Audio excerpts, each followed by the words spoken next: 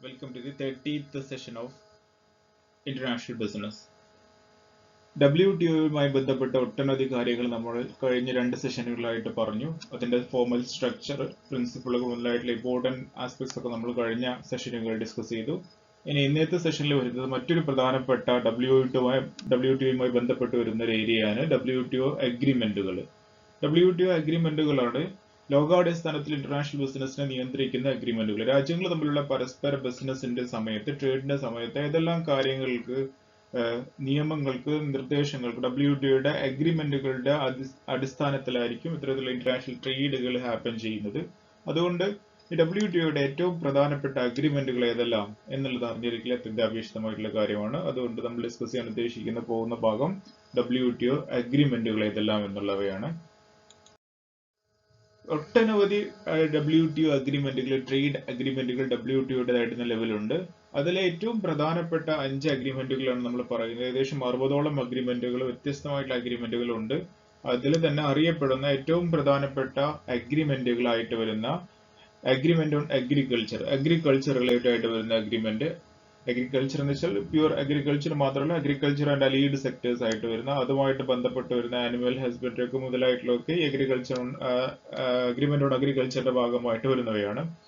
അതുപോലെ general agreement on trade in സർവീസസുമായിട്ട് ബന്ധപ്പെട്ട് വരുന്ന GATS agreement, GATS. Then TRIPS, intellectual property റൈറ്റ്സുമായിട്ട് ബന്ധപ്പെട്ട് വരുന്ന പ്രധാനപ്പെട്ട അഗ്രിമെന്റ് ആയിട്ടുള്ള ട്രിപ്സ്. അതുപോലെ ഇൻവെസ്റ്റ്മെന്റുമായിട്ട് ബന്ധപ്പെട്ട് വരുന്ന നമ്മുടെ FPI, foreign investment, foreign institutional investment, അതുപോലെ ഫോറിൻ പോർട്ട്ഫോളിയോ ഇൻവെസ്റ്റ്മെന്റ്, അതുപോലെ ഫോറിൻ ഡയറക്റ്റ് ഇൻവെസ്റ്റ്മെന്റ്, ഇങ്ങനെയൊക്കെ വരുന്ന നൂതനമായിട്ടുള്ള ഫോറിൻ ഇൻവെസ്റ്റ്മെന്റ് മെക്കാനിസം ഒക്കെ കടന്നു വരുന്നത് agreement on trade related investment measures ആയിട്ടുള്ള ട്രിംസിലാണ്. ആ ട്രിംസിനെ കുറിച്ച് അറിയണം.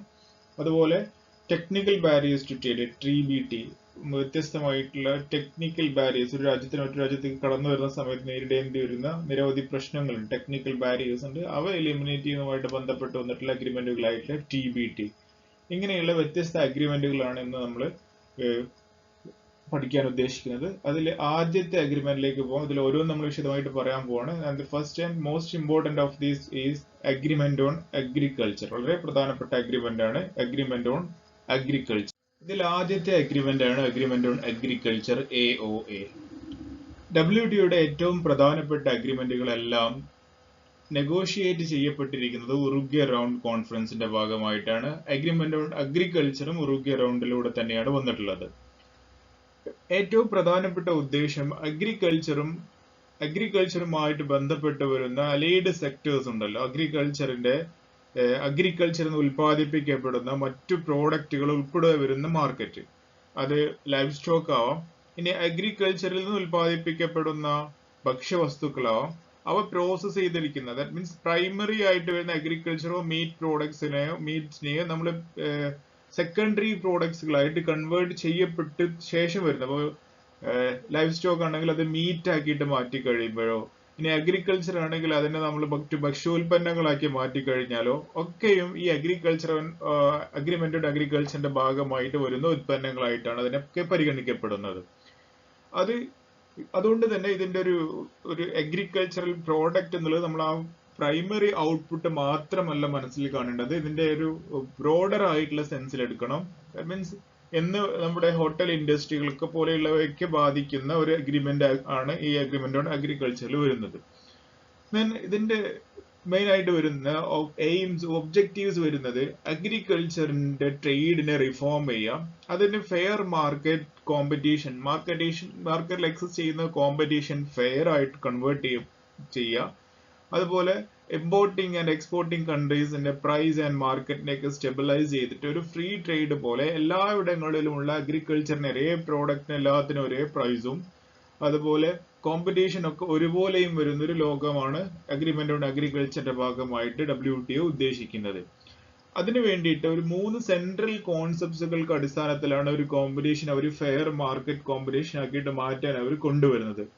അത് 3 പോയിന്റ് ഓഫ് വ്യൂല് നമുക്ക് അതിനെ കാണേണ്ടതുണ്ട്. ഒന്ന്, അതിന്റെ അഗ്രികൾച്ചറൽ പ്രോഡക്റ്റുകൾക്ക് നൽകുന്ന ഡൊമസ്റ്റിക് സപ്പോർട്ട്. ഒരു രാജ്യം അവരുടെ തന്നെ ഉൽപ്പന്നങ്ങൾക്ക്, അഗ്രികൾച്ചറൽ പ്രോഡക്ട്സുകൾക്ക് പലതരത്തിലുള്ള ഡൊമസ്റ്റിക് സപ്പോർട്ടുകൾ നൽകാറുണ്ട്. അത്തരം ഡൊമസ്റ്റിക് സപ്പോർട്ടുകൾ ഒരു സബ്സിഡികളെ ട്രേഡിന് ആ രാജ്യത്തുള്ള പ്രോഡക്റ്റുകൾക്ക് അഗ്രികൾച്ചർ പ്രോഡക്റ്റുകൾക്ക് അവരുടെ പ്രൈസിനെ കുറയ്ക്കത്തക്ക രീതിയിൽ അനുകൂലമായിട്ടുണ്ടാകുന്ന ഇത്തരത്തിലുള്ള സബ്സിഡികളെ പതുക്കെ പതുക്കെ ഇല്ലാതെയാക്കുക എന്നതാണ് ഈ ഡൊമസ്റ്റിക് സപ്പോർട്ടിന്റെ ആധാരമായിട്ട് വരുന്ന ഭാഗം. ഡൊമസ്റ്റിക് സപ്പോർട്ട് നൽകുന്നതിലൂടെ കോമ്പറ്റീഷൻ ഫെയർ അല്ലാതായി തീരുകയാണ് ചെയ്യുക.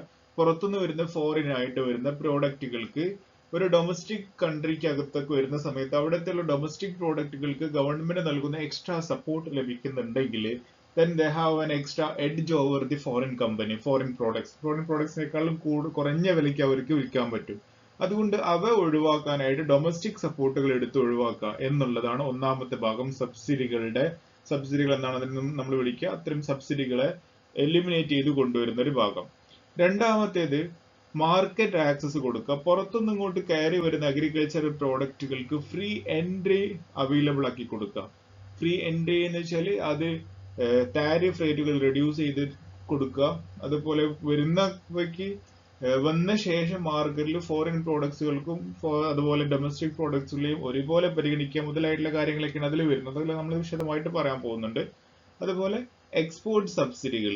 മറ്റൊന്ന് ഈ ഡൊമസ്റ്റിക് സപ്പോർട്ട് പോലെ തന്നെ ഡെവലപ്ഡ് ആൻഡ് ഡെവലപ്പിംഗ് കൺട്രികൾ അവരുടെ രാജ്യങ്ങളിൽ നിന്നും പുറത്തേക്ക് കൊണ്ടുപോകുന്ന അഗ്രികൾച്ചറൽ പ്രോഡക്റ്റുകൾക്ക് എക്സ്പോർട്ട് സബ്സിഡികൾ നൽകാറുണ്ട്. ഇതും അവരുടെ ഒരു പോളിസിയുടെ ഭാഗമായിട്ട് നൽകുന്നവയാണ്. എക്സ്പോർട്ട് സബ്സിഡികൾ ലഭിക്കുന്ന പ്രോഡക്റ്റുകൾ മറ്റു രാജ്യങ്ങളിലേക്ക് ചെല്ലുന്നത് തന്നെ ഒരു അഡ്വാൻറ്റേജ് നേരത്തെ കിട്ടിക്കൊണ്ടാണ്. അപ്പോഴും കോമ്പറ്റീഷൻ ഫെയർ അല്ലാതായി തീരും.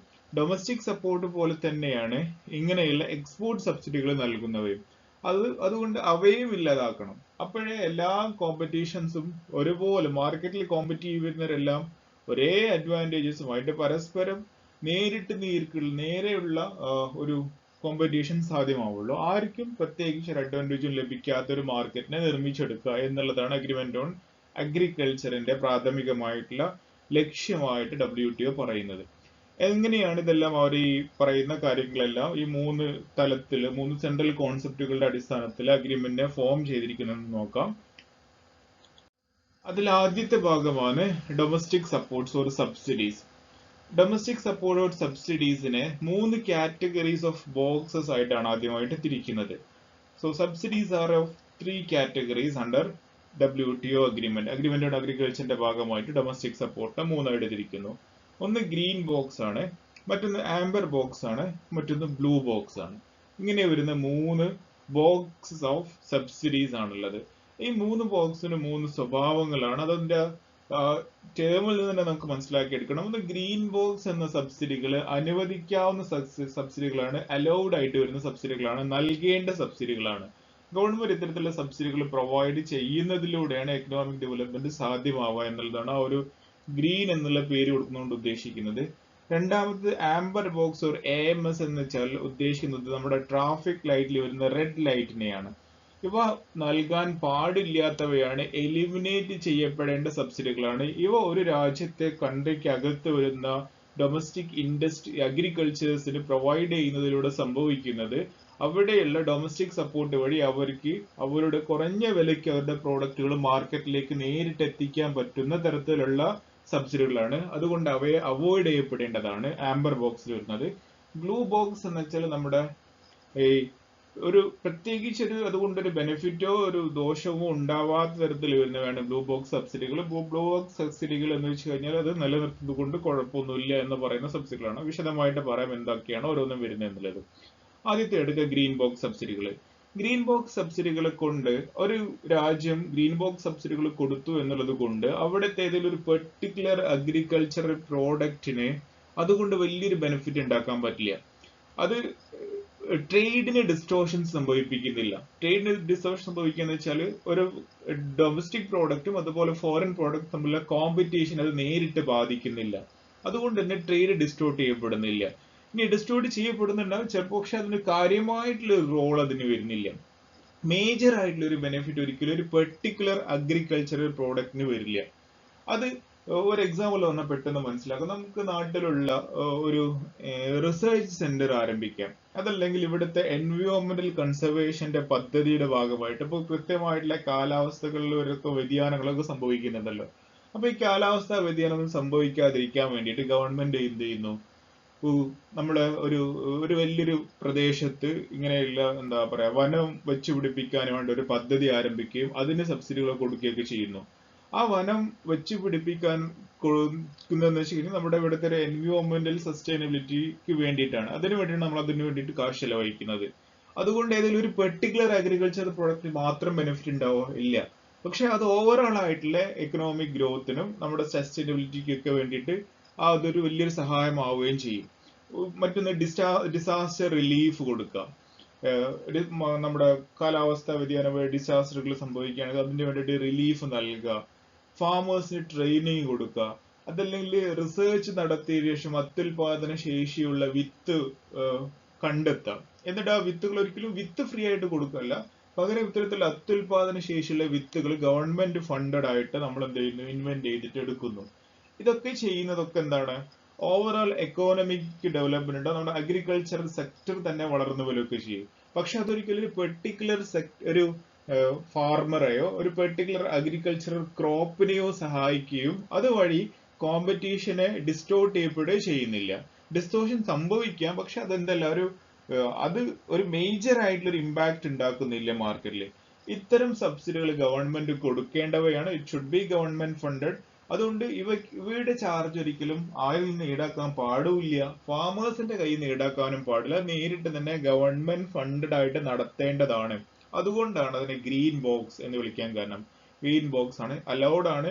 It should be funded by government and not to be charged from farmers. ഫാമേഴ്സിൽ നിന്ന് ചാർജ് ചെയ്യാൻ പാടില്ല. Okay, this is the first thing. Then second category ആവുന്ന സമയത്ത് ആംബർ ബോക്സ് സബ്സിഡികളാണ്. ആംബർ ബോക്സ് സബ്സിഡികളുടെ പ്രത്യേകത ഡയറക്ട്ലി ഡിസ്റ്റോർട്ട്സ് ഇന്റർനാഷണൽ ട്രേഡ്. നേരിട്ട് തന്നെ ഇന്റർനാഷണൽ ട്രേഡിനെ ഡിസ്റ്റോർട്ട് ചെയ്യപ്പെടുന്നവയാണ്. ഡിസ്റ്റോർട്ട് ചെയ്യപ്പെടുന്നത് വെച്ച് കഴിഞ്ഞാൽ അത് ഡൊമസ്റ്റിക് കൺട്രിയുടെ പ്രോഡക്റ്റിലെ അഗ്രികൾച്ചറൽ പ്രോഡക്ട്സുകളുടെ പ്രൈസിനെ നേരിട്ട് തന്നെ കുറയ്ക്കാൻ കാരണമാവും, ചീപ്പർ ആക്കിയിട്ട് മാറ്റും. എന്നിട്ട് പുറത്തുനിന്ന് വരുന്ന പ്രോഡക്റ്റുകൾ ഇവരുമായിട്ട് കോമ്പറ്റ് ചെയ്യുന്ന സമയത്ത് ഡൊമസ്റ്റിക് പ്രോഡക്റ്റുകൾ താഴ്ന്ന വിലയ്ക്കും ഫോറിൻ പ്രോഡക്ട്സുകൾ ഹയർ വിലയ്ക്കും മാർക്കറ്റിൽ വിൽക്കേണ്ടതായിട്ട് വരും. സോ ദാറ്റ് കോമ്പറ്റീഷൻ ഈസ് അവിടെ എന്തായി മാറും? ഡിസ്റ്റോർട്ട് ചെയ്യപ്പെട്ടു. അവിടെ ഫെയർ അല്ല കോമ്പറ്റീഷൻ. ഡൊമസ്റ്റിക് പ്രോഡക്ട്സുകൾക്ക് സപ്പോർട്ട് കിട്ടിയിട്ടുണ്ട് ഗവൺമെന്റിന്റെ, അതുവഴി അവർക്ക് കുറഞ്ഞ വിലയ്ക്ക് മാർക്കറ്റിൽ പ്രോഡക്റ്റ് വിൽക്കാൻ സാധിക്കും. ഇത് എങ്ങനെയൊക്കെ സാധിക്കും? ഒരു എക്സാമ്പിൾ പറഞ്ഞു നോക്കാം. ഇലക്ട്രിസിറ്റി ഫ്രീ ആക്കിയിട്ട് കൊടുക്കാം. അതുവഴി അവർക്ക് ജലസേചനം ഫ്രീ ആയി കുറഞ്ഞ കോസ്റ്റിൽ കൊടുക്കാൻ പറ്റും. അതല്ലെങ്കിൽ ഇറിഗേഷൻ നേരിട്ട് തന്നെ ജലസേചനം ഗവൺമെന്റ് തന്നെ കൊടുക്കുക. അതല്ലെങ്കിൽ സീഡുകൾ വിത്ത് ഫ്രീ ആയിട്ട് കൊടുക്കുക, അല്ലെങ്കിൽ സബ്സിഡൈസ്ഡ് പ്രൈസിന് കൊടുക്കുകയോ ചെയ്യുക. ഫെർട്ടിലൈസർ കൊടുക്കുക, വളം നേരിട്ട് തന്നെ ഗവൺമെന്റ് കൊടുക്കുക. ഇറിഗേഷൻ, അതല്ലെങ്കിൽ മാർക്കറ്റ് സപ്പോർട്ട് പ്രൈസ്, നമ്മൾ പറയല്ലോ ഈ താങ്ങുവില എന്നൊക്കെ മലയാളത്തിൽ പറയുന്ന, അവർക്കൊരു മിനിമം സപ്പോർട്ട് പ്രൈസ് കൊടുക്കുക. ഇങ്ങനെയൊക്കെയുള്ള വ്യത്യസ്തമായിട്ടുള്ള നേരിട്ട് തന്നെ പ്രൈസ് ഓഫ് അഗ്രികൾച്ചറൽ ക്രോപ്സിന്റെ നേരിട്ട് തന്നെ അവയുടെ പ്രൈസിൽ ഇടപെടക്കത്തക്ക രീതിയിലുള്ള സബ്സിഡികളോ ഗവൺമെന്റ് സപ്പോർട്ടുകളോ കൊടുക്കുന്നതിലൂടെ സംഭവിക്കുന്നത് എന്താണ്? ഫോറിൻ പ്രോഡക്ട്സുകൾക്ക് ഹയർ പ്രൈസും ഡൊമസ്റ്റിക് പ്രോഡക്റ്റുകൾക്ക് ലോവർ പ്രൈസും മാർക്കറ്റിൽ വരും. ഇത് ഇല്ലാതാക്കുക എന്നുള്ളതാണ് അവരുടെ ഏറ്റവും പ്രധാനപ്പെട്ട ഒരു കാര്യമായിട്ട് അവർ പറയുന്നത്. അതുകൊണ്ട് amber box subsidies should be eliminated. ഇതിനെ എലിമിനേറ്റ് ചെയ്ത് ഇല്ലാതാക്കുക എന്നുള്ളതാണ് WTO അഗ്രിമെന്റിന്റെ ഭാഗമായിട്ട് പറയുന്ന മറ്റൊരു പ്രധാനപ്പെട്ട കാര്യം. ഗ്രീൻ ബോക്സ് സബ്സിഡികൾ അലൗഡ് ആണ്. ആംബർ ബോക്സ് സബ്സിഡികൾ ഇറ്റ് ഷുഡ് ബി എലിമിനേറ്റ് ചെയ്യാൻ വേണം. ഇനി ബ്ലൂ ബോക്സ് സബ്സിഡികൾ ഉണ്ട്. ബ്ലൂ ബോക്സ് സബ്സിഡികൾ എന്ന് വെച്ചാൽ ആക്ച്വലി ആംബർ ബോക്സിൽ വരേണ്ടിയിരുന്ന സബ്സിഡികളാണ്, but they tend to limit the production. പക്ഷെ പ്രൊഡക്ഷനെ കുറക്കാൻ കാരണമാകും. ദീസ് ആർ ആൾസോ അലൗഡ് ആണ്. പ്രൊഡക്ഷനെ കുറക്കാൻ കാരണമാകുന്ന ആംബർ ബോക്സ് സബ്സിഡികളാണ്. അങ്ങനെയും വരാറുണ്ട് ചിലപ്പോൾ. ഇത് നൽകുന്ന സബ്സിഡി ചില സമയത്ത് ഒരു സബ്സിഡി നൽകുന്നത് മറ്റു ചില പ്രോഡക്റ്റുകളുടെ പ്രൊഡക്ഷനെ കുറയ്ക്കുകയാണ് ചെയ്യുക. ഒരു എക്സാമ്പിൾ പറഞ്ഞാൽ പെട്ടെന്ന് മനസ്സിലാക്കാൻ പറ്റും. ഒരാൾക്ക് ഒരു 2 ഏക്കർ ലാൻഡ് ഉണ്ട്. ആ 2 ഏക്കർ ലാൻഡിൽ ഇത്രയും കാലമായിട്ട് അയാൾ നെല്ലിന്റെ കൃഷി ചെയ്തുകൊണ്ടിരിക്കുന്ന വ്യക്തിയാണ്, നെൽകൃഷിയാണ് ചെയ്യുന്നത്. അയാൾക്ക് ഒരു സബ്സിഡി നമ്മൾ നൽകുകയാണ്. ആ സബ്സിഡി അയാൾക്ക് നൽകുന്നത് കാറ്റിൽ ഡെവലപ്മെന്റ്, അതായത് അയാൾക്ക് നൽകുന്നത് എന്താ പറയാ, ഡയറി ഉൽപ്പന്നങ്ങൾ നിർമ്മിക്കാൻ വേണ്ടിയിട്ട് അയാൾക്ക് കുറെ പശുക്കളെയാണ് നമ്മൾ നൽകുന്നത് നോക്കിയാൽ. അങ്ങനെയെങ്കിൽ പിന്നീട് അയാളുടെ കയ്യിൽ അവൈലബിൾ ആയിട്ടുള്ള ആ 2 ഏക്കർ സ്ഥലത്തിന്റെ ഒരു ഭാഗം അയാൾ ഇത്തരത്തിലുള്ള ഈ പശുക്കളെ വളർത്താനും അതിനു വേണ്ടിയിട്ടുള്ള പുല്ല് വിളയിപ്പിക്കാനും ഒക്കെ ആയിട്ട് എന്ത് ചെയ്യുന്നു, അയാൾ അതിനു വേണ്ടിയിട്ട് മാറ്റി വെക്കുന്നു. ലഭിക്കുന്ന സബ്സിഡി കാറ്റിലാണ്. പക്ഷെ അത് ഇമ്പാക്ട് ഉണ്ടാക്കുന്നത് അയാളുടെ റൈസ് ക്രോപ്സിലെയാണ്. റൈസിന്റെ കൾട്ടിവേഷൻ അയാൾ അതിനെ കൊണ്ട് കുറയ്ക്കും. കിട്ടുന്ന സബ്സിഡി അത് കാറ്റിലിനായതുകൊണ്ട് തന്നെ it will reduce the production of rice production കുറയ്ക്കാൻ കാരണമായി തീരും. അതുകൊണ്ട് ഇത്തരത്തിലുള്ള സബ്സിഡികൾ ഒരിക്കലും എന്ത് ചെയ്യുന്നില്ല, ട്രേഡിനെ ഡിസ്റ്റോർട്ട് ചെയ്യപ്പെടുന്നില്ല, ട്രേഡ് ഡിസ്റ്റോർഷൻ സംഭവിക്കുന്നില്ല. അതുകൊണ്ട് തന്നെ ഇത്തരം സബ്സിഡികൾ നൽകാവുന്നതാണ്, അതുകൊണ്ടും പ്രശ്നമില്ല. സോ ഗ്രീൻ ബോക്സും ബ്ലൂ ബോക്സ് സബ്സിഡികളും അലൗഡ് ആയിട്ട് വരുന്ന സബ്സിഡികളാണ്. ആംബർ ബോക്സ് സബ്സിഡികൾ പൂർണ്ണമായിട്ടും എന്ത് ചെയ്യപ്പെടണം, എലിമിനേറ്റ് ചെയ്യപ്പെടുകയും വേണം. ഇതായിരുന്നു ഡൊമസ്റ്റിക് സപ്പോർട്ട്. ഇപ്പോ ഇതിലൂടെ എന്ത് സംഭവിച്ചു? ഇപ്പൊ നമുക്ക് ഡൊമസ്റ്റിക്കലി ഉള്ള കോമ്പറ്റീഷൻ ഉണ്ട്. ഡൊമസ്റ്റിക് പ്രോഡക്റ്റുകൾക്ക് ലഭിക്കുന്ന ഒരു എക്സ്ട്രാ അഡ്വാൻറ്റേജ് ഇല്ലാതാക്കാൻ ഈ ഒരു ഡൊമസ്റ്റിക് സപ്പോർട്ട് സബ്സിഡികൾ കുറയ്ക്കുന്നതിലൂടെ സാധിച്ചു. ഇതാണ് ഒന്നാമത്തെ അതിന്റെ ആസ്പെക്ട്. ഇതുകൊണ്ട് കോമ്പറ്റീഷൻ ഫെയർ ആയി എന്ന് പറയാൻ പറ്റില്ല, പക്ഷെ ഒരു ഭാഗം പൂർണ്ണമായിട്ടും നമ്മൾ എന്ത് ചെയ്തു, ക്ലിയർ ചെയ്തു. ഇനി രണ്ടാമത്തെ ഭാഗത്തേക്ക് കൊടുക്കുകയാണ്, മാർക്കറ്റ് ആക്സസ് ആണ്.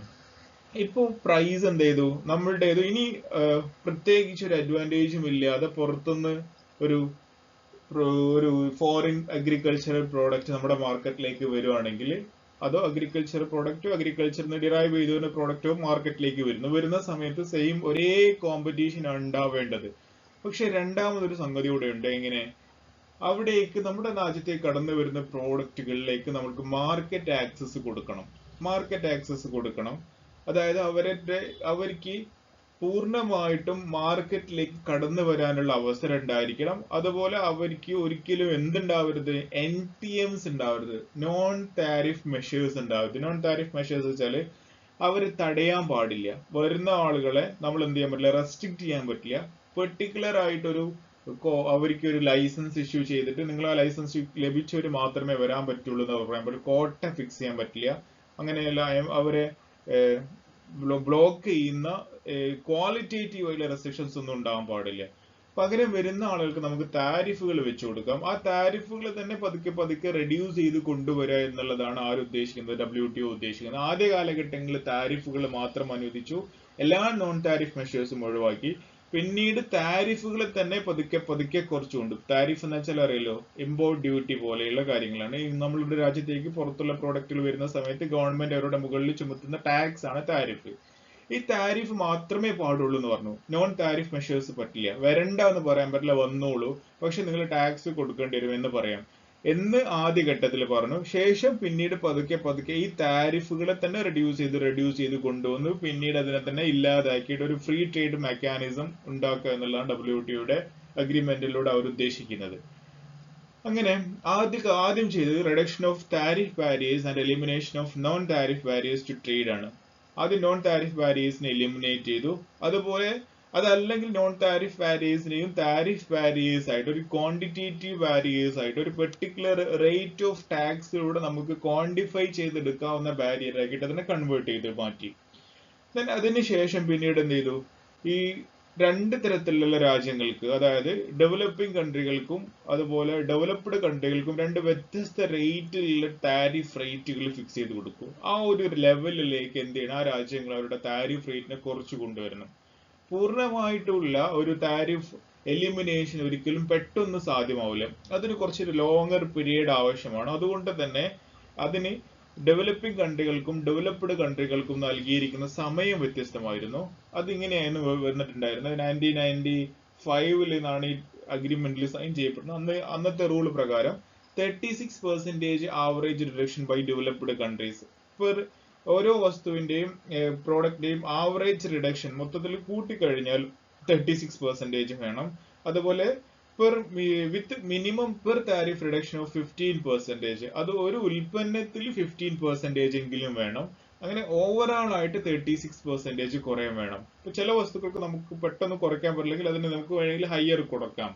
പക്ഷെ അത് എത്ര വരെ, മിനിമം എത്ര കുറച്ചിരിക്കണം, 15% എങ്കിലും കുറച്ചിരിക്കണം. ഓവറോൾ ആയിട്ട് നമ്മുടെ 36% കുറയ്ക്കണം. ഇത് ഈ ഒരു നിയമം കൊണ്ടുവന്നത്, അഗ്രിമെന്റിലൂടെ ഇത് ബാധകമാക്കിയത് ഡെവലപ്ഡ് കൺട്രികൾക്കായിരുന്നു. അവർക്ക് നൽകിയ സമയം 5 വർഷമായിരുന്നു ഇങ്ങനെയുള്ള താരിഫിനെ റെഡ്യൂസ് ചെയ്ത് കൊണ്ടുവരാൻ നൽകിയ സമയം. ഇനി ഡെവലപ്പിംഗ് കൺട്രികൾക്ക് വേണ്ടത് എന്തായിരുന്നു? ഡെവലപ്പിംഗ് കൺട്രികൾക്ക് 24% ആവറേജ് റിഡക്ഷൻ ആയിരുന്നു. ആവറേജ് 24% കുറയ്ക്കണം.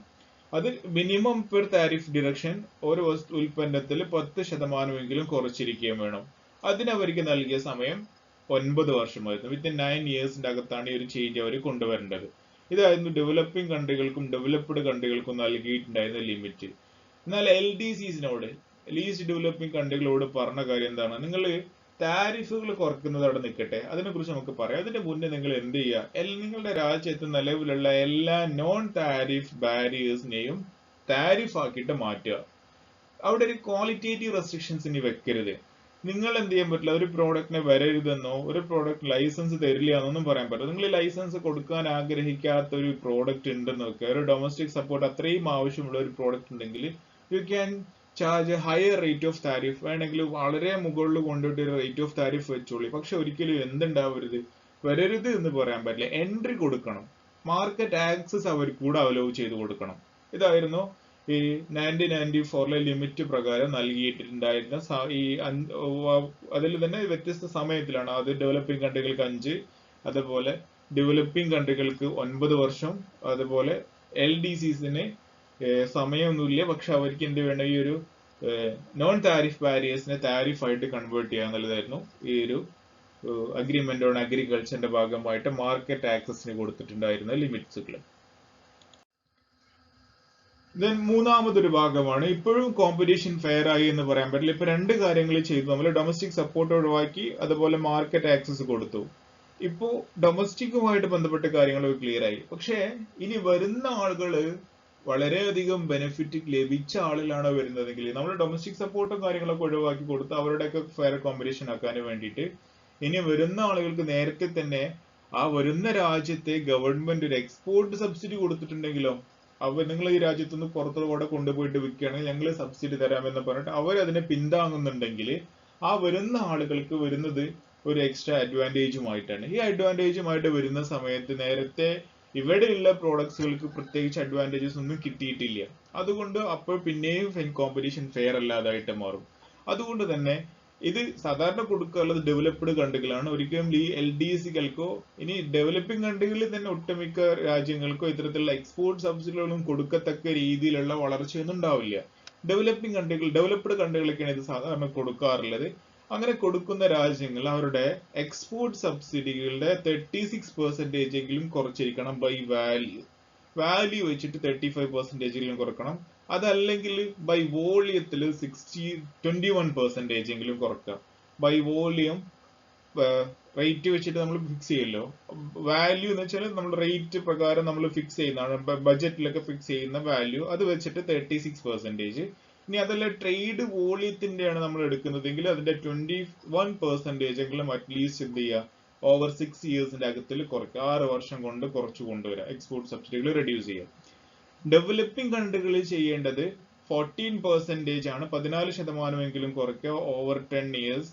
വിത്ത് റെസ്പെക്ട് ടു വോളിയം എങ്കിൽ 24% ആണ് ഇൻ റെസ്പെക്ട് ടു വാല്യൂ. അതുപോലെ വാല്യൂ വെച്ചിട്ടാണെങ്കിൽ 24%, വാല്യൂ വോളിയം വെച്ചിട്ടാണെങ്കിൽ 24%, അതുപോലെ റേറ്റ് വാല്യൂ വെച്ചിട്ടാണെങ്കിൽ അത് 14% റെഡ്യൂസ് ചെയ്ത് കൊണ്ടുവരിക. ഇതായിരുന്നു റൂള്.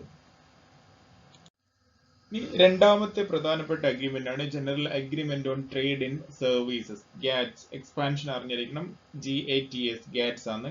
ഇത് ഗാട്ടുമായിട്ട് ചിലപ്പോൾ മാറിപ്പോവാറുണ്ട്, അതുകൊണ്ട് ശ്രദ്ധിക്കണം. അതൊരു അഗ്രിമെന്റ് മാത്രമാണ്. ഗാട്ട് എന്നത് നമ്മൾ നേരത്തെ ഡിസ്കസ് ചെയ്തല്ലോ, WTOയുടെ എമേർജ് ചെയ്ത് വന്ന ഒരു ഗാട്ടിൽ നിന്നാണ്. പക്ഷെ ഇതൊരു WTOയുടെ അകത്ത് വന്ന അഗ്രിമെന്റ് ആണ് ഗാറ്റ്സ് എന്ന് വെച്ചാൽ general agreement on trade in services. ഇത് നെഗോഷിയേറ്റ് ചെയ്യപ്പെടുന്ന ഒരു ഉറുഗ്വ റൗണ്ടിൽ തന്നെയാണ്. ഇതിലൂടെ ഒരു രാജ്യങ്ങൾ തമ്മിലുള്ള പരസ്പര ട്രേഡിങ്ങുമായിട്ട് ബന്ധപ്പെട്ട് വരുന്ന റൂളുകൾ അഗ്രിമെന്റിന്റെ അകത്ത് വരുന്നത് ട്രേഡുമായിട്ട് ബന്ധപ്പെട്ട റൂൾസ് ആണ്. ഇതിന്റെ അകത്ത് MFNും അപ്ലിക്കബിൾ ആണ്. അതായത് മോസ്റ്റ് ഫേവേർഡ് നാഷൻ എന്ന് പറഞ്ഞാൽ നമ്മൾ നേരത്തെ പറഞ്ഞ പ്രിൻസിപ്പിൾ ഉണ്ട്. ആ പ്രിൻസിപ്പിൾ അപ്ലിക്കബിൾ ആയിട്ട് വരുന്ന ട്രേഡ് ഇൻ സർവീസസുകൾക്ക് അകത്തും MFN അപ്ലിക്കബിൾ ആണ്. അതുകൂടെ ഓർക്കുക. ഗാറ്റ്സ് അപ്ലിക്കബിൾ, ഗാറ്റ്സിന്റെ അകത്ത് MFN ഇവിടെ ഉണ്ട് എന്നുള്ള കാര്യം കൂടെ ഓർക്കുക. ഗാറ്റ്സിന്റെ വരുന്നത് 12ഓളം സർവീസ് സെക്ടേഴ്സ് ആണ്. സർവീസുകളെ തിരിക്കുന്നത് 12 സർവീസ് സെക്ടേഴ്സ് ആയിട്ട് തിരിക്കുന്നുണ്ട്. Business, communication, construction and engineering, distribution, education, environment, financial, health, tourism and travel, recreation, cultural, sporting, transport and other. Specify ചെയ്ത് വരാത്തതിൽ ബാക്കി വരുന്നവയാണ് നമ്മൾ അതർ എന്നുള്ള കാറ്റഗറിയിൽ പെടുത്താറുള്ളത്. ദെൻ ഓവറോൾ ആയിട്ട് ഈ സർവീസസുകളിൽ 12 സർവീസ് സെക്ടറിനെ ഫർദർ 161 ട്രേഡബിൾ സർവീസുകളായിട്ട് വിഭജിച്ചിട്ടുണ്ട്. ഈ ഓരോ ട്രേഡബിൾ സർവീസുമായിട്ട് ബന്ധപ്പെട്ടുള്ള വ്യത്യസ്തമായിട്ടുള്ള അഗ്രിമെന്റുകൾ കുറേ അധികം നിലവിലുണ്ട്. അത് ഓരോ ഈ അഗ്രിമെന്റ് നമ്മൾ വിശദമായിട്ട് പറയുന്നില്ല, കാരണം ഇതിന്റെ അഗ്രിമെന്റുകൾ എന്ന് വെച്ച് കഴിഞ്ഞാൽ ഈ ട്രേഡബിൾ സർവീസുകളൊക്കെ ആയിട്ട് ബന്ധപ്പെട്ട് വിശദമായിട്ട് പറയുന്ന കുറേ അധികം രാജ്യങ്ങൾ വർഷങ്ങളെടുത്ത് ചർച്ചകൾ എടുത്തിട്ട് ഫൈനലൈസ് ചെയ്ത് കൊണ്ടുവന്നിട്ടുള്ള അഗ്രിമെന്റുകളാണ്.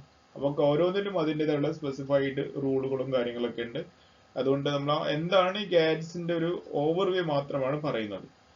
ദെൻ ഇതിൽ വരാത്ത 2 സർവീസുകൾ നമ്മൾ ഓർത്തു വെക്കുന്നതാവും. ഗാഡ്സിന്റെ പരിധിയിൽ വരാത്ത 2 സർവീസുകളാണ്.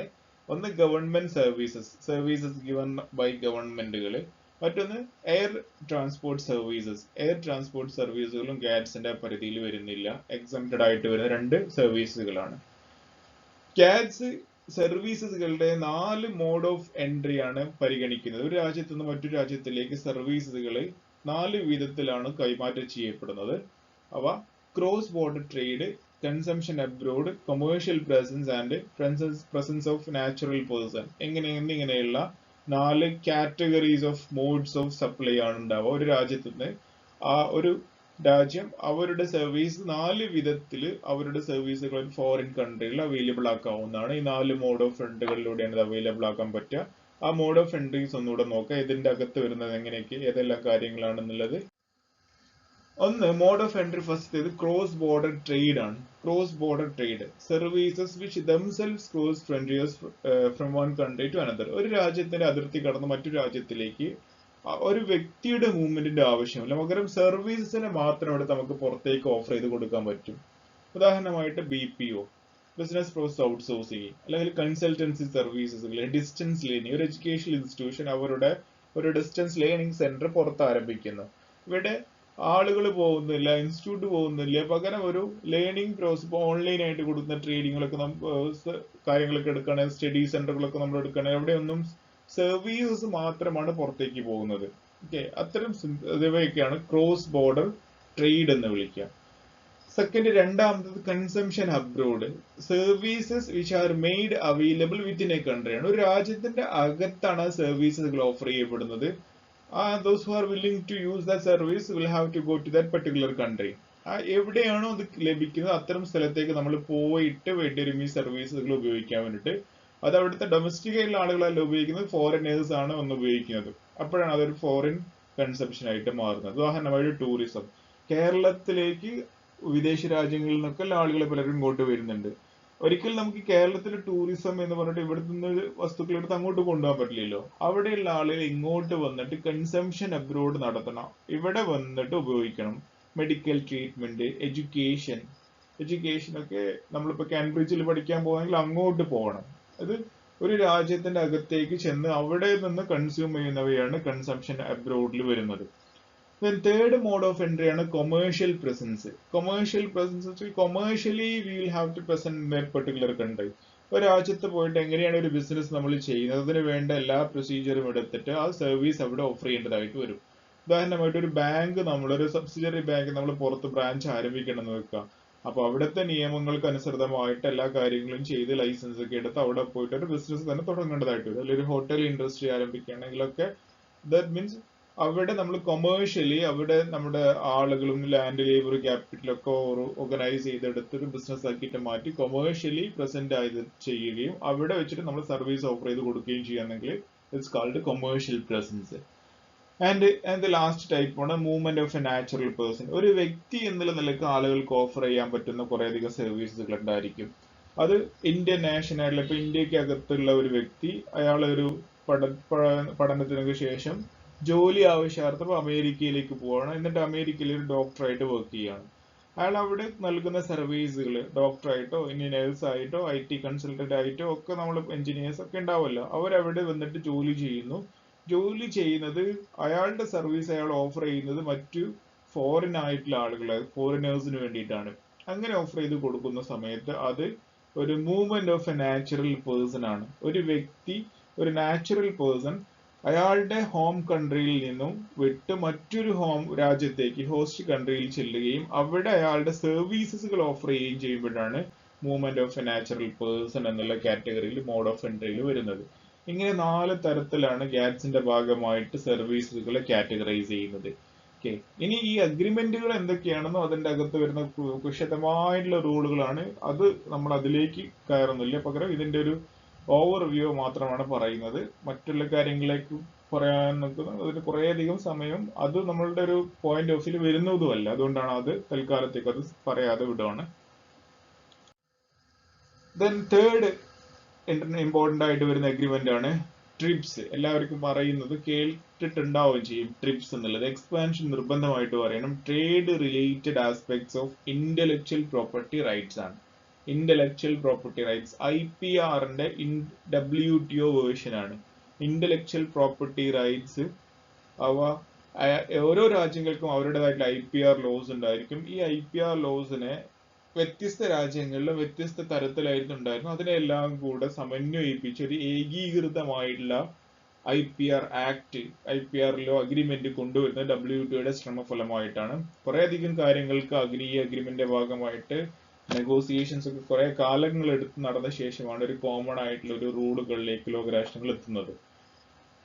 ഇതിന്റെ ഉദ്ദേശം എന്താ നമുക്ക് അറിയുന്നതാണ്. IPR പ്രൊട്ടക്ഷൻ ആണ്. ഇന്റലക്ച്വൽ പ്രോപ്പർട്ടി റൈറ്റുകളെ പ്രൊട്ടക്ട് ചെയ്യുക എന്നുള്ളതാണ്. ഇന്റർനാഷണൽ ട്രേഡുകളാവുന്ന സമയത്ത് റിസ്ക് കൂടുതലുമാണ്. രാജ്യങ്ങളുടെ അതിർത്തി വിട്ടതിന് ശേഷം പുറത്തേക്ക് കൊണ്ടുപോകുന്ന ഇന്റലക്ച്വൽ പ്രോപ്പർട്ടികളിൽ പലതരത്തിലുള്ള കടന്നുകയറ്റങ്ങൾ ഉണ്ടാവാനുള്ള സാധ്യതയുണ്ട്. അതുകൊണ്ട് തന്നെ അതിനെ കൂടുതലായിട്ട് പ്രൊട്ടക്ട് ചെയ്യാനൊക്കെ ആവശ്യമായിട്ടുള്ള കുറേയധികം ആസ്പെക്ട്സ് ഇതിന്റെ അകത്ത് വരുന്നുണ്ട്. TRIPS provide a minimum standard in the form of common set of rules for the protection of intellectual property globally under WTO system.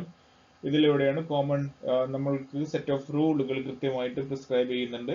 അവ ഇത്തരത്തിലുള്ള ഇന്റലക്ച്വൽ പ്രോപ്പർട്ടികൾ ഉപയോഗിക്കുന്ന എല്ലാ രാജ്യങ്ങൾക്കും അത് ഈ WTO അഗ്രിമെന്റ് പ്രകാരം ഇവ പാലിക്കാൻ നിർബന്ധിതമായി തീരും. It gives a set of provisions dealing with the domestic procedures and remedies for the enforcement of IPR. ഓരോ ലോകരാജ്യങ്ങൾക്കകത്തും അവരുടേതായിട്ടുള്ള IPR ആക്ടുകൾ മുന്നേ തന്നെ നിലവിലുണ്ടെങ്കിൽ പോലും ആ പ്രൊവിഷൻസിലൊക്കെ അതായത് രാജ്യങ്ങൾക്ക് WTOയുടെ ട്രിപ്സുമായിട്ട് അനുബന്ധമായിട്ട് വരുന്ന കാര്യങ്ങൾ അവരുടെ രാജ്യത്ത് നടപ്പാക്കാൻ വേണ്ടിയിട്ട് അതിൻ്റെതായുള്ള അമെൻമെന്റുകൾ സ്വന്തം രാജ്യങ്ങൾക്ക് നടപ്പാക്കേണ്ടതായിട്ടൊക്കെ വന്നു. ഇപ്പൊ ഇന്ത്യ പോലെ രാജ്യങ്ങൾക്ക് IPR അമെൻമെന്റുകൾ 1996 ശേഷം നമ്മൾ പല തവണകളായിട്ട് നടത്തുന്നുണ്ട്. കാരണം അതെല്ലാം ഈ ട്രിപ്സ് അഗ്രിമെന്റുകൾക്ക് അനുയോജ്യമായ രീതിയിൽ ഇന്ത്യൻ IPR ആക്ടുകളെ നമ്മൾ മാറ്റിയെടുക്കുന്ന പ്രോസസ് ആയിരുന്നു.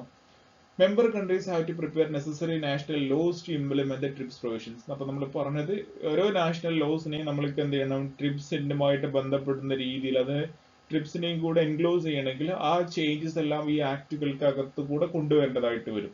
അങ്ങനെയാണ് ഓരോ രാജ്യങ്ങളും നമ്മളുടെ ഇത്തരത്തിലുള്ള ട്രിപ്സ് അഗ്രിമെന്റ് പ്രകാരമുള്ള മാറ്റങ്ങൾ കൊണ്ടുവരുന്നത്. ട്രിപ്സിന്റെ അകത്ത് 8 ഏരിയകൾ ഓഫ് IPR രജിസ്ട്രേഷൻസ് ഉണ്ട്. 8 ഏരിയകളിലാണ് ഇന്റലക്ച്വൽ പ്രോപ്പർട്ടി റൈറ്റുകൾ കാണാൻ പറ്റും. Copyright related rights, trademarks, protection of undisclosed informations. ആദ്യത്തേത് കോപ്പി റൈറ്റും ട്രേഡ് മാർക്സും എല്ലാവർക്കും അറിയും. പിന്നെ അൺഡിസ്ക്ലോസ്ഡ് ഇൻഫർമേഷൻ ഒന്നുകൂടെ മനസ്സിലാക്കി. ചില അൺഡിസ്ക്ലോസ്ഡ് പുറത്ത് വിടാൻ പറ്റാത്ത ചില ട്രേഡ് സീക്രറ്റുകൾ ഉണ്ടായിരിക്കും. ചില പ്രോഡക്റ്റിന്റെ കോമ്പിനേഷൻ ആയിരിക്കട്ടെ, അതുപോലെ ചില പ്രോസസ് ആയിരിക്കണം. ഇപ്പൊ കെമിക്കൽ കോമ്പിനേഷൻ ആയിരിക്കും, കൊക്കക്കോളയുടെ കെമിക്കൽ കോമ്പിനേഷൻ എന്നോ അല്ലെങ്കിൽ നമ്മൾ KFCയുടെ ഇൻഗ്രീഡിയൻസ് അതൊക്കെ ഉപയോഗിക്കുന്നതൊക്കെ അത് അവരുടെ സംബന്ധിച്ച് ഒരു ട്രേഡ് സീക്രട്ട് ആണ്. അത് ചില ആപ്ലിക്കേഷൻസ് ഡെവലപ്മെന്റ് ആണെങ്കിൽ അതിന്റെ കോഡിംഗ് ആയിരിക്കും. ഇങ്ങനെയൊക്കെ വരുന്നതൊക്കെ അവരുടെ ട്രേഡ് സീക്രട്സിൽ വരുന്നതാണ്. മറ്റൊന്ന് പുതുതായിട്ട് നമ്മുടെ നാട്ടിലേക്ക് ഇമ്പോർട്ടന്റ് ആയിട്ട് വരുന്ന ഒരു സംഭവമാണ് ഈ ജിയോഗ്രഫിക്കൽ ഇൻഡിക്കേറ്റേഴ്സ്, GIs. ഒരു പ്രോഡക്റ്റും ആ പ്രോഡക്റ്റുമായിട്ട് ഒരു ജിയോഗ്രഫിക്കൽ ഇൻഡിക്കേറ്ററും കൂടെ അതിന് കൂടെ അറ്റാച്ച് ചെയ്ത് വരിക. അപ്പൊ നമ്മുടെ ജിയോഗ്രഫിക്കൽ ഇൻഡിക്കേറ്റേഴ്സ് ലഭിച്ച ചില പ്രോഡക്റ്റുകളാണ് ഇപ്പൊ ആറന്മുള കണ്ണാടി, അതുപോലെ കന്തല്ലൂർ ആപ്പിളോ എന്താണ് അല്ല ഈ മറയൂർ ശർക്കര, കന്തല്ലൂർ ആപ്പിൾ അല്ല മറയൂർ ശർക്കര, ഇങ്ങനെയൊക്കെ വരുന്ന ചില പ്രോഡക്റ്റുകൾക്ക് നമ്മൾ ശ്രദ്ധിച്ചിട്ടുണ്ടല്ലോ. ചില ജിയോഗ്രഫിക്കൽ ഇൻഡിക്കേഷൻസ് കൂടെ കിട്ടാണ്. ഏകദേശം 5-6 പ്രോഡക്റ്റുകൾക്ക് കേരളത്തിൽ തന്നെ കിട്ടിയിട്ടുണ്ടെന്നാണ്. അവയ്ക്കൊക്കെ ഒരു ആ ജിയോഗ്രഫിക്കൽ ഇൻഡിക്കേഷൻ ലഭിക്കുകയാണെങ്കിൽ പിന്നീട് ആ ജോഗ്രഫിയിൽ അവർ നിർണ്ണയിക്കപ്പെട്ടിട്ടുള്ള അത് ലഭിക്കുന്ന വ്യക്തികൾക്ക് മാത്രമേ അത് നിർമ്മിക്കാനും വിതരണം ചെയ്യാനൊക്കെ ഉള്ള അധികാരം ഉണ്ടാവുകയുള്ളൂ. ദെൻ ഇൻഡസ്ട്രിയൽ ഡിസൈൻസ് വരുന്നത് ഈ ഡിസൈനുകൾ, ഇൻഡസ്ട്രികളുടെ ഡിസൈൻസ്, ഇന്റഗ്രേറ്റഡ് സർക്യൂട്ട്സ്, ചിപ്പുകളുടെ അകത്ത് സർക്യൂട്ടുകൾ സെറ്റ് ചെയ്യുന്നത്, പാറ്റേൺസ്, അതുപോലെ anticompetitive practices in contractual licence, contract ലൈസൻസുകൾ നൽകുന്നതിൽ ഉണ്ടാകുന്ന ആന്റി കോമ്പറ്റീവ് പ്രാക്ടീസസ്, ഇങ്ങനെ വരുന്ന കാര്യങ്ങളൊക്കെയാണ് IPRന്റെ ട്രിപ്സിന്റെ ഭാഗമായിട്ട് വരുന്ന IPRൽ വരുന്നത്. ഇനി വേറൊരു പ്രധാനപ്പെട്ട പോയിന്റ് ട്രിപ്സുമായിട്ട് ബന്ധപ്പെട്ട് ഓർക്കേണ്ടത്, ഇന്ത്യയിൽ ട്രിപ്സിന് അനുസൃതമായിട്ട് ഇന്ത്യക്കകത്തുള്ള റൂളുകളിൽ മാറ്റം വരികയും അങ്ങനെയാണ് പേറ്റന്റ് ആക്ട് 1970 നമ്മൾ റീപ്ലേസ് ചെയ്തിട്ട് 2005 പുതിയ പേറ്റന്റ് ആക്ട് വരുന്നത്. അതുപോലെ ട്രിപ്സിന്റെ കോപ്പിറൈറ്റ് ആക്ട് 2010 വരുന്നത്. ഇതെല്ലാം ട്രിപ്സിന്റെ പ്രൊവിഷൻസ് അനുസൃതമായ രീതിയിൽ ഇന്ത്യൻ ലോസ് നമ്മൾ അമെൻഡ് ചെയ്തിട്ടുള്ളതാണ് ഈ ആക്ടുകളിലൂടെ കണ്ടത്. And the fourth important agreement ആണ് agreement on trade related investment measures, TRIMS. Expansion അറിഞ്ഞിരിക്കണം. ട്രിംസിന്റെ വളരെ പ്രധാനപ്പെട്ട പോയിന്റ് ആണ് ഇതിന്റെ എക്സ്പാൻഷൻ. ട്രിംസ് എന്ന് വെച്ച് കഴിഞ്ഞാൽ ഒരു ഫോറിൻ ഫേമിൽ നിന്നും ഫോറിൻ കൺട്രിയിൽ നിന്നും മറ്റൊരു രാജ്യത്തേക്കുള്ള ഫിനാൻസിന്റെ മൂവ്മെന്റ്, ഇൻവെസ്റ്റ്മെന്റ് മൂവ്മെന്റുകള് അവയ്ക്ക് വ്യത്യസ്തമായിട്ടുള്ള റെസ്ട്രിക്ഷൻസ് പഴയ കാലം മുതൽക്ക് തന്നെ രാജ്യങ്ങൾ വെക്കാറുണ്ടായിരുന്നു. ഡൊമസ്റ്റിക് ഫേമുകളെ സംരക്ഷിക്കാൻ വേണ്ടിയിട്ട് മറ്റുള്ള രാജ്യങ്ങളിൽ നിന്നുള്ള ഇൻവെസ്റ്റ്മെന്റുകൾ അത്തരത്തിലുള്ള ഇൻഡസ്ട്രികളിലേക്കും സെക്ടേഴ്സിലേക്കും കടന്നു വരുന്നത് ഡൊമസ്റ്റിക് ഇൻഫന്റ് ഇൻഡസ്ട്രികളൊക്കെ നശിപ്പിക്കാൻ കാരണമാകുന്ന ഒരു പ്രധാനപ്പെട്ട ഒരു പോയിന്റ് ആണ്. അതുകൊണ്ട് തന്നെ അവയെ റെസ്ട്രിക്ട് ചെയ്യാന്നുള്ളത് പാരമ്പര്യമായിട്ട് തന്നെ പല രാജ്യങ്ങളും ഇതിനുവേണ്ടി വ്യത്യസ്തമായ മെത്തേഡുകൾ ഉപയോഗിക്കാറുണ്ടായിരുന്നു. അവയെ റെസ്ട്രിക്ട് ചെയ്യാതെ അത്തരം മെഷേഴ്സിനെ ഇല്ലാതാക്കുകയും പകരം ഫോറിൻ ഫേംസിന്റെ എൻട്രിയെ എളുപ്പമാക്കി കൊടുക്കാനും വേണ്ടിയാണ് ട്രിംസ് കൊണ്ടുവരുന്നത്. ഈ ട്രിംസിലൂടെ മുൻകാലഘട്ടങ്ങളിൽ നിലവിലുണ്ടായിരുന്ന വ്യത്യസ്തമായിട്ടുള്ള കുറേയധികം കാര്യങ്ങൾ, ഫോറിൻ ഫ്ലോസിനെ റെസ്ട്രിക്ട് ചെയ്യുന്ന വ്യത്യസ്ത കാര്യങ്ങൾ, just like local content requirement. Local content requirement എന്ന് വെച്ചാൽ നിങ്ങൾ ഒരു രാജ്യത്ത് മറ്റു രാജ്യത്ത് പോയിട്ട് ബിസിനസ് ചെയ്യുന്ന സമയത്ത് അവിടെയുള്ള ലോക്കൽ കണ്ടന്റ് ഉപയോഗിക്കണം, അവിടെയുള്ള ലേബേഴ്സിനെ ഉപയോഗിക്കണം, അവിടെയുള്ള റോ മെറ്റീരിയൽ ഉപയോഗിക്കണം എന്നിങ്ങനെയുള്ള വ്യത്യസ്തമായിട്ടുള്ള ലോക്കൽ കണ്ടന്റ് റിക്വയർമെന്റുകൾ നൽകുന്നത് നിരോധിക്കപ്പെട്ടു. അതുപോലെ ട്രേഡ് ബാലൻസിങ് റൂളുകൾ, നിങ്ങൾ നടത്തുന്ന എക്സ്പോർട്ടുകൾക്ക് അനുസൃതമായിട്ട് എത്രയാണോ കയറ്റുമതി ചെയ്യപ്പെടുന്നത് അതിനനുസൃതമായിട്ടുള്ള ഇമ്പോർട്ട് എന്നുള്ള ബാലൻസിങ് റൂളുകൾ ഉണ്ടല്ലോ. എക്സ്പോർട്ടുകൾ പലപ്പോഴും രാജ്യങ്ങൾ പ്രൊമോട്ട് ചെയ്യും, അതുപോലെ ഇമ്പോർട്ട് റെസ്ട്രിക്ട് ചെയ്യാൻ ശ്രമിക്കുകയും ചെയ്യും. അപ്പോൾ ഇമ്പോർട്ട് നടത്തുന്നതിന് നമ്മൾ പലപ്പോഴും ഈ ട്രേഡ് ബാലൻസിങ് റൂൾ വെക്കും. എക്സ്പോർട്ടിന് അനുസൃതമായിട്ട് മാത്രമേ ഇമ്പോർട്ട് പാടുള്ളൂ എന്നുള്ള ബാലൻസിങ് റൂളുകൾ വെക്കുന്നത്. അതുപോലെ എക്സ്പോർട്ട് ഒബ്ലിഗേഷൻസ് ഇത് എത്രത്തോളം നിങ്ങൾ കയറ്റുമതിക്ക് വേണ്ടി എക്സ്പോർട്ട് ഒബ്ലിഗേഷൻസ് നൽകും, എത്ര നിങ്ങൾ കയറ്റുമതി ചെയ്യണം എന്നുള്ള ഒബ്ലിഗേഷൻസ് നൽകുന്നത്. അതുപോലെ ടെക്നോളജി ട്രാൻസ്ഫർ റിക്വയർമെന്റുകൾ, നിങ്ങൾ വരുന്ന സമയത്ത് ഫിനാൻസും ക്യാപിറ്റലും കൊണ്ടുപോകുന്നോളൂ, പുറമെ നിങ്ങളുടെ ടെക്നോളജി കൂടെ കൈമാറണം. പലപ്പോഴും വലിയ വലിയ കമ്പനികളുടെയൊക്കെ ടെക്നോളജി എന്ന് വെച്ചാൽ അവരെ സംബന്ധിച്ചിടത്തോളം ഏറ്റവും വലിയൊരു എന്താ പറയുക, അവരുടെ തന്നെ എഡ്ജ്, മാർക്കറ്റിൽ അവരെ നിലനിൽക്കാൻ കാരണം തന്നെ അത്തരത്തിലുള്ള ടെക്നോളജികളായിരിക്കും. അത് എവിടേക്കാണോ നമ്മൾ പോകുന്ന ആ രാജ്യത്തിന് കൈമാറണം എന്ന് പറയുന്നത് പലപ്പോഴും അവർക്ക് അത് ഒരിക്കലും അനുകൂലിക്കാൻ പറ്റാത്തൊരു പോയിന്റ് ആയിരിക്കും. അവ കൈമാറണമെന്നുള്ള അത്തരത്തിലുള്ള റിക്വയർമെന്റുകൾ ഒഴിവാക്കി ഫോറിൻ എക്സ്ചേഞ്ച് റെസ്ട്രിക്ഷൻസ് എടുത്ത് ഒഴിവാക്കും. ഫോറിൻ എക്സ്ചേഞ്ച് റെസ്ട്രിക്ഷൻ, ഒരു കറൻസി മറ്റൊരു കറൻസിയിലേക്ക് കൺവേർട്ട് ചെയ്യുന്നതിന് ലിമിറ്റുകൾ പല രാജ്യങ്ങളും വെച്ചിട്ടുണ്ടായിരുന്നു. ഇങ്ങനെയുള്ള കൺവേർഷനുള്ള ലിമിറ്റുകൾ എടുത്ത് ഒഴിവാക്കുക.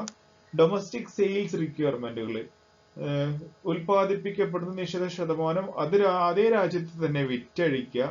ഇങ്ങനെയുള്ള വ്യത്യസ്തമായിട്ടുള്ള റെസ്ട്രിക്ഷൻസ്, ആ റെസ്ട്രിക്ഷൻസ് പ്ലേസ് ചെയ്യുകയും അതുവഴി ഫോറിൻ ഫേംസിനെ എൻറ്റർ ചെയ്യുന്നതിനെ തടയുകയും ചെയ്യാം എന്നുള്ളത് ലോകരാജ്യങ്ങളിലുള്ള ഒട്ടുമിക്ക രാജ്യങ്ങൾ ഉപയോഗിച്ചിട്ടുണ്ടായിരുന്ന മെത്തേഡുകളായിരുന്നു. അവയെ ഇല്ലാതാക്കുക എന്നുള്ളതാണ് ട്രിംസിന്റെ മറ്റൊരു പ്രധാനപ്പെട്ട ഉദ്ദേശമായിട്ട് വരുന്നത്. പക്ഷെ ഇതിൽ നമുക്കറിയാം പല രാജ്യങ്ങളും വ്യത്യസ്ത ഡെവലപ്മെന്റ് സ്റ്റേജിൽ വരുന്നത് കൊണ്ട് തന്നെ LDCസിനും അതുപോലെ ഡെവലപ്പിംഗ് കൺട്രികൾക്ക് ചില എക്സംഷൻസ് കൊടുക്കാറുണ്ട്. കാരണം ഈ ലാർജ് മൊണോപ്പൊളികൾ അവരുടെ രാജ്യത്തേക്ക് കടന്നു വരുന്നത് കൊണ്ട് തന്നെ അവിടെയുള്ള ഇൻഫന്റ് ഇൻഡസ്ട്രികളിലും ഇതുപോലെ ചെറിയ കമ്പനികളെയൊക്കെ അവർ പൂർണ്ണമായിട്ടും അങ്ങോട്ട് വിഴുങ്ങി അതങ്ങോട്ട് ഇല്ലാതായി തീരാനുള്ള ഒരു സാധ്യത ഉള്ളത് കൊണ്ട് തന്നെ അവർക്ക് പലപ്പോഴും ഇതിന്റെ അകത്ത് ചില റെസ്ട്രിക്ഷൻസ് ഒക്കെ പ്ലേസ് ചെയ്യാനുള്ള റൈറ്റ് കൂടെ ഉണ്ട് ട്രിംസിന്റെ അകത്ത്. ഓരോ രാജ്യങ്ങളും ആ രാജ്യങ്ങൾക്കകത്തുള്ള റൂളുകൾക്കൊക്കെ ട്രിംസിനനുസൃതമായിട്ട് മാറ്റേണ്ടതായിട്ട് വന്നു. കാരണം മാർക്കറ്റ് ആക്സസിബിലിറ്റി പുറത്തുള്ളവർക്ക് കൊടുക്കാൻ വേണ്ടിയിട്ട് ഈ ഡൊമസ്റ്റിക് റൂളുകൾ ചേഞ്ച് ചെയ്യുന്നത് അത്യന്താപേക്ഷിതമായിരുന്നു. അങ്ങനെ ഇന്ത്യ അടക്കമുള്ള രാജ്യങ്ങൾ പ്ലേസ് ചെയ്യപ്പെട്ടു. ഇന്ത്യയിൽ 1991 നമ്മൾ ലിബറലൈസേഷൻ പോളിസികൾ നടപ്പാക്കി തുടങ്ങുന്നത്. അത്തരം 1991 ശേഷം നമ്മൾ നടപ്പാക്കിക്കൊണ്ടിരിക്കുന്ന പല പോളിസികളും ഇപ്പോൾ ഫെറയിൽ നിന്നും ഫെമയിലേക്കുള്ള മാറ്റമൊക്കെ ഈ ഫോറിൻ എക്സ്ചേഞ്ച് മാനേജ്മെന്റ് ആക്ട് ആക്കിയിട്ട് മാറ്റുന്നതും ഫോറിൻ കറൻസി കൺവേർട്ടബിലിറ്റി കൊണ്ടുവരുന്നത്, ഇങ്ങനെ വരുന്ന മാറ്റങ്ങളൊക്കെ നമ്മൾ നടപ്പാക്കുന്നത് ട്രിംസിനനുസൃതമായ രീതിയിൽ ഇന്ത്യൻ ആക്ടുകൾ, ഇന്ത്യയുടെ ഫോറിൻ ഇൻവെസ്റ്റ്മെന്റ് ആക്ടുകൾ നമ്മൾ മാറ്റിയെടുക്കുന്നതാണ്. ഓക്കെ, അങ്ങനെ ഈ ഇന്ന് ലോകത്തിന്റെ ഏത് രാജ്യത്തു നിന്നും മറ്റൊരു രാജ്യത്തിന്റെ അകത്തേക്കുള്ള ഇൻവെസ്റ്റ്മെന്റുകൾ, അത് FDI ആയിട്ടും ഫോറിൻ പോർട്ട്ഫോളിയോ ഇൻവെസ്റ്റ്മെന്റുകളായിട്ടും ADR-ഉം GDR-ഉം പോലുള്ള മറ്റു ഫിനാൻഷ്യൽ ഇൻസ്ട്രുമെന്റുകളായിട്ടും ഒക്കെ മൂവ് ചെയ്യാനുള്ള കാരണമായിട്ട് തീർന്നത് ഈ ട്രിംസിന്റെ വരവോടുകൂടിയായിരുന്നു. ഇത്രയും വളരെയധികം പ്രാധാന്യമുള്ള ഒരു അഗ്രിമെന്റ് ആണ് ട്രിംസ് എന്നാൽ. ആൻഡ് ദി ലാസ്റ്റ് ഇമ്പോർട്ടന്റ് ആയിട്ട് വരുന്ന അഗ്രിമെന്റ് നമുക്ക് പഠിക്കേണ്ടതായിട്ട് വരുന്ന agreement on technical barriers to trade ആണ്, TBT, technical barriers to trade. ഇത് മുറുഗോ 2 കോൺഫറൻസിൽ തന്നെയാണ് വരുന്നത്. ഇതിന്റെ ഉദ്ദേശം ടെക്നിക്കൽ ആയിട്ട് ഉണ്ടാകുന്ന വ്യത്യസ്ത ബാരിയേഴ്സ് ഉണ്ട് ഒരു രാജ്യത്തിൽ. പല രാജ്യങ്ങളിലും കുറേയധികം ടെക്നിക്കൽ പോയിന്റ് ഒരു ബിസിനസ് ആരംഭിക്കാനും ഫിനാൻസ് കൊണ്ടുവന്നത് എസ്റ്റാബ്ലിഷ്ഡ് ആക്കി മാറ്റാൻ അവർക്ക് വ്യത്യസ്തമായിട്ടുള്ള ബാരിയേഴ്സിലൂടെ കടന്നു പോകേണ്ടതായിട്ട് വരും. വ്യത്യസ്ത സ്റ്റാൻഡേർഡുകൾ ഉണ്ടായിരിക്കും, ടെസ്റ്റിംഗ് പ്രൊസീജിയേഴ്സ് ഉണ്ടായിരിക്കും. ഇങ്ങനെ അതൊക്കെ അൺനെസസറി ആയിട്ടുള്ള കുറേയധികം ട്രേഡിനെ സമയബന്ധിതമായിട്ട് മാർക്കറ്റിലേക്ക് എത്തിക്കുന്നതിന്, പ്രോഡക്റ്റുകളെ ലോഞ്ച് ചെയ്യുന്നതിന് തടയുന്ന കാര്യങ്ങൾ ഉണ്ടായിരുന്നു. അവയൊക്കെ സിംഗിൾ വിൻഡോ ആയിട്ടോ അവയെല്ലാം പെട്ടെന്ന് തീർപ്പാക്കാൻ വേണ്ടി ഇപ്പൊ സ്റ്റാൻഡേർഡ് ഇഷ്യൂസും അതുപോലെ ടെസ്റ്റിംഗ് പ്രൊസീജിയറുകൾ ഒക്കെ ഇങ്ങനെയൊക്കെ വരുന്ന സർട്ടിഫിക്കറ്റ്, ലൈസൻസ് കിട്ടാൻ വേണ്ടിയിട്ട് വ്യത്യസ്തമായിട്ടുള്ള ലൈസൻസുകൾ വേണ്ടി പൊല്യൂഷൻ സർട്ടിഫിക്കറ്റുകളും അതുപോലെ സ്റ്റേറ്റ് ഗവൺമെന്റിന്റെയും സെൻട്രൽ ഗവൺമെന്റിന്റെയും വ്യത്യസ്ത സർട്ടിഫിക്കറ്റുകൾ, പിന്നെ അതുമായിട്ട് ബന്ധപ്പെട്ട മറ്റുള്ള ഫർദർ വേറെ അതോറിറ്റികൾ ഉണ്ടെങ്കിൽ അവരുടെ സർട്ടിഫിക്കറ്റുകൾ, ക്ലാരിഫിക്കേഷൻസുകൾ, ഇങ്ങനെ വ്യത്യസ്തമായിട്ടുള്ള കുറേയധികം നൂലാമാലകൾ ഉണ്ടായിരിക്കും. അവയെല്ലാം കൂടെ പെട്ടെന്ന് തീർപ്പാക്കി കിട്ടാൻ വേണ്ടിയിട്ടാണ് ഈ technological barriers to trade introduce ചെയ്യുന്നത്. അതുവഴി ഇത്തരത്തിലുള്ള ഈ പ്രശ്നങ്ങളൊക്കെ അവർക്ക് ഇപ്പൊ ഇന്ത്യയിലൊക്കെ എന്ന സമയത്ത് സ്പെഷ്യൽ എക്കണോമിക് സോണുകൾ നടപ്പാക്കുകയും സ്പെഷ്യൽ എക്കണോമിക് സോണുകൾ വഴി ഇവരുടെ ലൈസൻസിങ് ഇഷ്യൂസ് ഒക്കെ പെട്ടെന്ന് ഏകജാലക സംവിധാനമൊക്കെ വഴി തീർപ്പാക്കി കൊടുക്കുകയൊക്കെ ചെയ്യുന്നതൊക്കെ ഈ ഒരു TBTയുടെ അടിസ്ഥാനത്തിൽ പെട്ടെന്ന് ബാരിയേഴ്സിനെ ഇല്ലാതാക്കാൻ വേണ്ടിയിട്ടാണ്. ഇതിന് വൈഡ് സ്കോപ്പുള്ള ഒരു സംഭവം കൂടെയാണ്, അഗ്രിമെന്റിലൂടെയാണ്. ഇതിന് ക്വാളിറ്റിയുമായിട്ടും അതുപോലെ പാക്കേജിങ്ങും ലാബലിംഗും ഒക്കെ ആയിട്ട് ബന്ധപ്പെട്ടൊക്കെ ഈ ടെക്നോളജിക്കൽ ബാരിയർ ടു ട്രേഡ് അപ്ലിക്കബിളുമാണ്.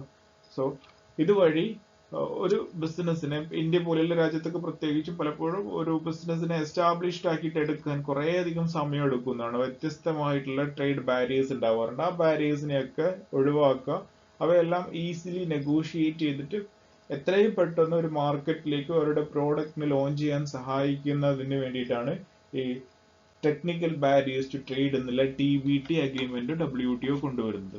അപ്പോൾ ഇത്രയുമാണ് പ്രധാനപ്പെട്ട അഗ്രിമെന്റുകൾ വരുന്നത് WTOയുടെ. ഇനിയും വ്യത്യസ്തമായ അഗ്രിമെന്റുകളൊക്കെ ഉണ്ട്. നമ്മൾ ഏറ്റവും പ്രധാനപ്പെട്ടതും ക്വസ്റ്റ്യൻസ് ഒക്കെ ചോദിക്കാറുള്ളതുമായിട്ടുള്ള അഗ്രിമെന്റുകളാണ് ഡിസ്കസ് ചെയ്തിട്ടുള്ളത്. ഇത്രയുമാണ് നമുക്ക് WTOയുമായിട്ട് ബന്ധപ്പെട്ട് പറയാനുള്ള കാര്യങ്ങൾ. ഇനി നെക്സ്റ്റ് ക്ലാസ്സിൽ നമ്മൾ IMFലേക്ക് പോകണം. IMFന്റെ മുന്നോടിയായിട്ട് ആദ്യം നമുക്ക് ഫിനാൻസ് കറൻസി എക്സ്ചേഞ്ചുമായിട്ട് ബന്ധപ്പെട്ട ചില ബേസിക് കോൺസെപ്റ്റുകൾ എക്സ്പ്ലെയിൻ ചെയ്ത ശേഷം പിന്നീട് IMFലേക്ക് നെക്സ്റ്റ് ക്ലാസ്സിൽ, അതിന് ശേഷമുള്ള ക്ലാസ്സിൽ നമ്മൾ IMFലേക്ക് കടക്കും. Okay, thank you.